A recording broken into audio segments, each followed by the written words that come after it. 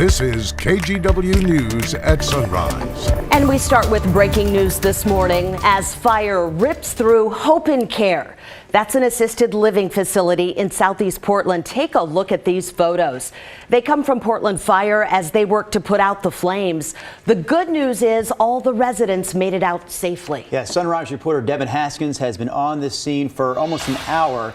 He joins us now live from the fire with more. Devin, what's the latest? Yeah, Drew, those photos showing a stark difference for what it looks like now. Right now, the fire is completely out here at the Hope and Care adult care facility. You got one truck here on scene as they continue kind of what they call fire watch, making sure that fire is 100% out. Yeah. That Hope and Care facility just off of 120th and Party, that's kind of near just off of Holgate here in Southeast Portland. Now, this fire quickly grew into a 3-alarm fire. More than 40 different trucks and crews out here at one point. The good news, everyone did get out. Portland Fire says one employee was taken to the hospital with minor injuries. This adult care facility was started in 1994. There are 40 rooms inside here. TriMet was called in to help keep residents warm as Red Cross and others try and find a new place for them to go tonight. We talked with a woman who lives next door that immediately stepped in to help. And I was just getting ready to water my plants before that, so we got the hose over the side and was trying to spray it until they got here.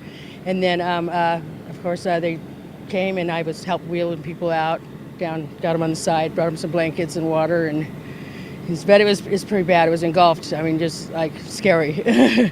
You're getting people out as the fire is going? They were bringing them out to the driveway and I was wheeling them out onto the side of the road. Just neighbors stepping in to help. I mean, just kind of tells you what people think about this area. They said it's a great place. All she does is she sees them talk. She says hi to them all the time.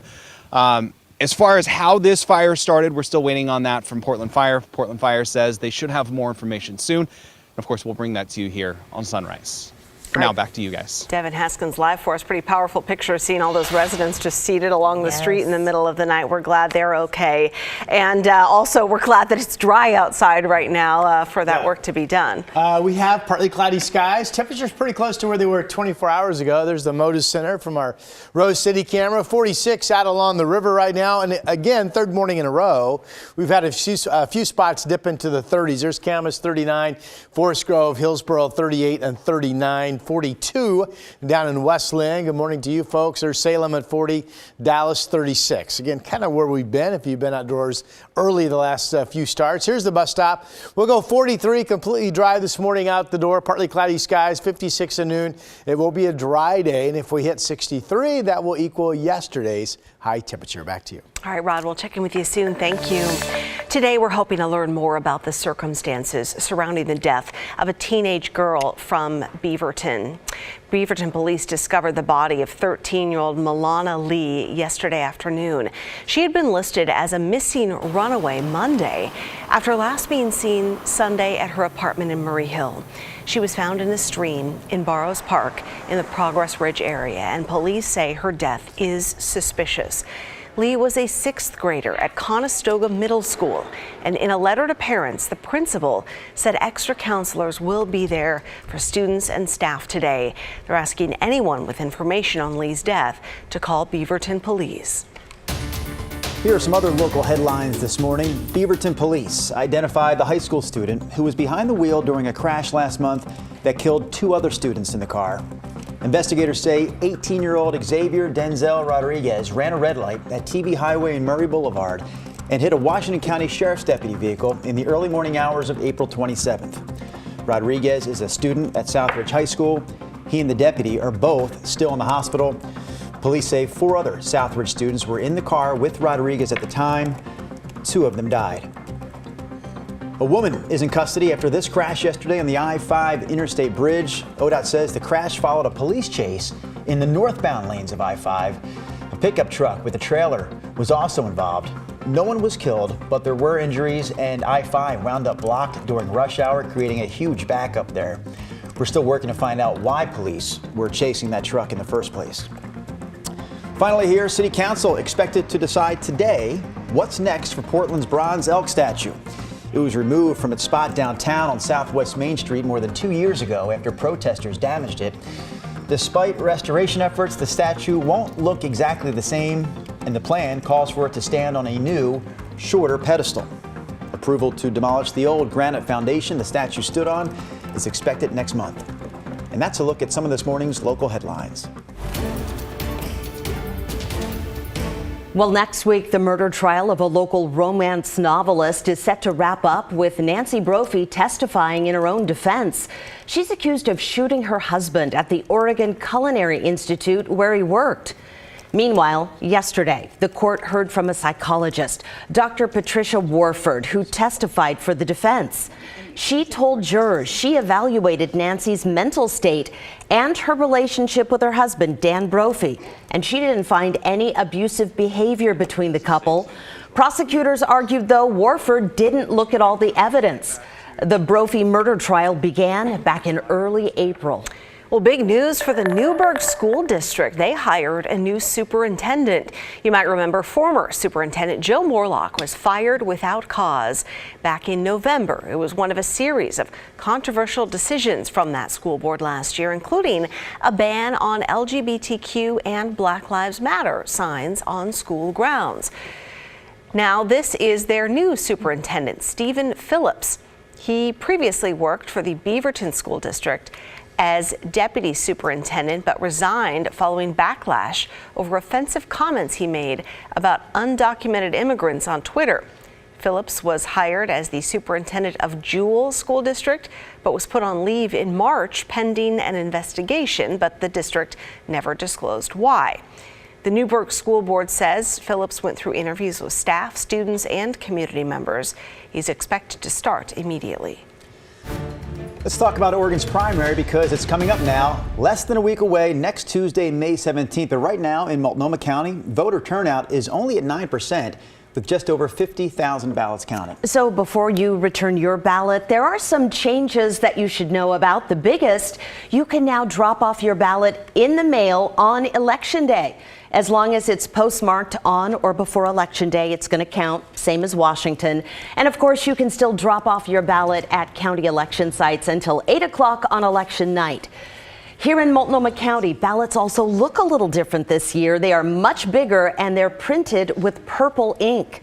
Also, there are no more of those secrecy sleeves. That change is meant to save paper, money, and processing time.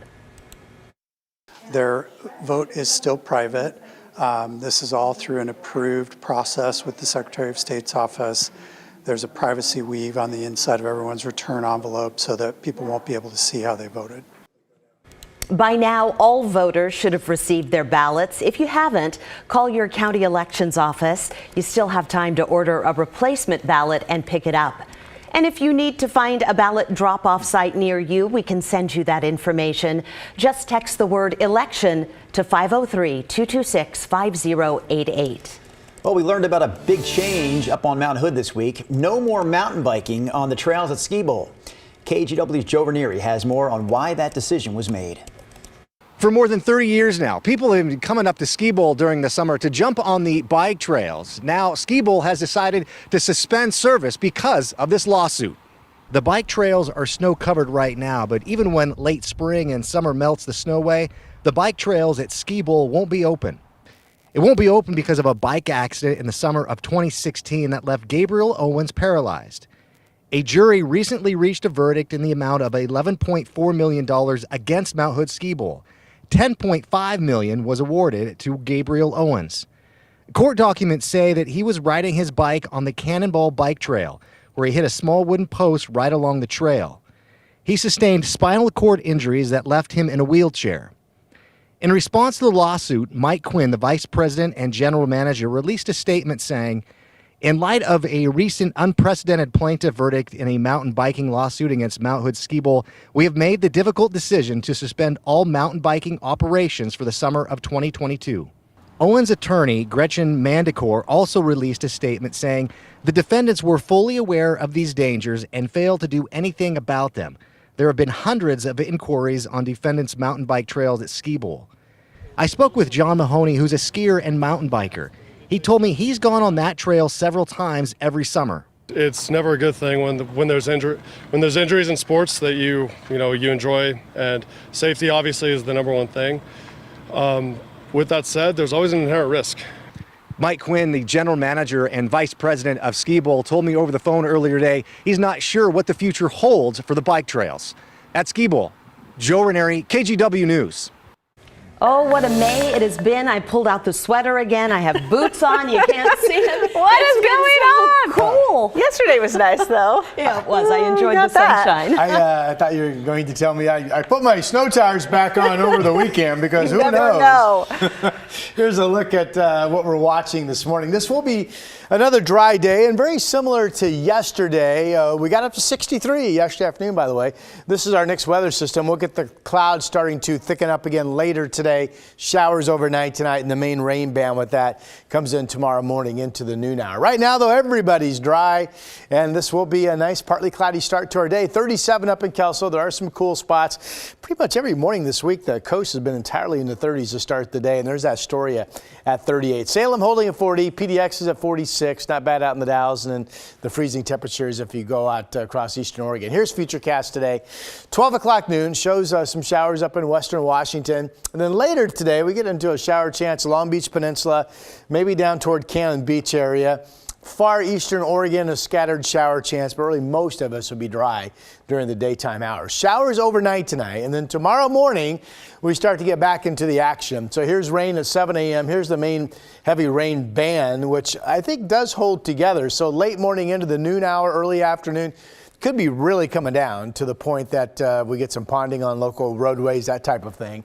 By 3 o'clock, that's moving into the Cascades, and then it's just a few scattered showers around tomorrow evening. Rainfall totals. This model, by the way, is one of the drier ones. It shows 34 100ths in Salem, about a quarter of an inch in Portland tomorrow. Other models show we could get upwards of about a half of an inch with that rain band that comes in the morning. Friday starts off dry, and then we have the rain Friday night. Saturday doesn't look as wet today as it did 24 hours ago in the weather maps, but there will be showers Saturday, and there will be showers on Sunday. But look at the temperatures, pretty pleasant, 65, 68, and then we hold into the 60s next week. Could we actually be starting to see high temperatures, at least 10 degrees within normal? That's how cold we've been. Back to you. Please, yeah. All right, coming up, a new edition of What's in a Name. And this week, we're going to find out how a game of peekaboo and a shark helped create the name of Cannon Beach. We head to the coast next.